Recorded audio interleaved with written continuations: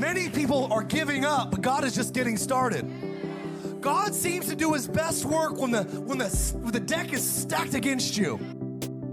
God whittled down an army with Gideon from thousands, 30,000+ to 300 because God appreciates bad odds. There is nothing ordinary about your life. There's nothing ordinary about what God desires to do for you. There's nothing ordinary about what God desires to do through you. There is nothing ordinary about you. He says, the fear of man will prove to be a snare. But whoever trusts in the Lord is kept safe.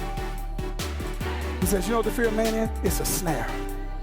It imprisons you to the opinions of other people who don't even live by the same standards that they're holding you to.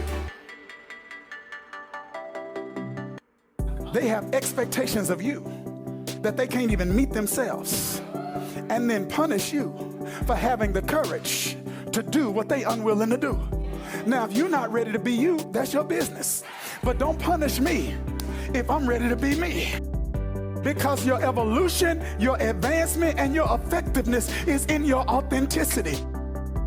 David doesn't defeat Goliath if he caves to the pressure of wearing Saul's armor. Doubt me if you want to. Talk about me if you want to. And watch me knock this giant down. Do you know that we never would know who David is if Goliath had not shown up? It was him facing a giant that revealed to him what he had on the inside of him. I want you to know that what you're facing right now, what you're battling right now, it could very well be the thing that God is trying to use to show you and the world what he put on the inside of you. Excellence requires discomfort. If you're still in a comfortable place, you're not pursuing excellence. Because excellence always requires discomfort. You will not experience success in anything until your dream becomes bigger than your excuses. I'll say that again. You won't experience success in anything until your dream becomes bigger than your excuses. Some of you are holding on to some excuses that are so big that they overshadow your dream. Stop looking for every opportunity to give God an excuse as to why you can't do what it is he's asking you to do, and start telling God, you know what, you asked me for it, so I believe you're going to make a way. You can choose courageousness or comfortability. You cannot choose both. You can choose to make a difference or be comfortable, but you can't choose both. You may be the only one God has called you to do that.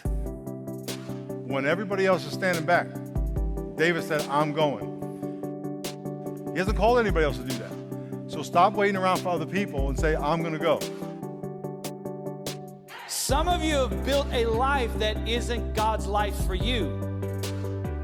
It's God's life for somebody else. But because you didn't know who you were, you settled for somebody else's life. And I don't want what my neighbor has. I don't want what my parents have. I don't want what my friends have, because there is a grace on their life to have what they have. And God only graces you and I to carry what he designed for us to carry. You and I cannot become who God wants us to become without adversity. Just because you just now seeing me do this doesn't mean I just started doing this.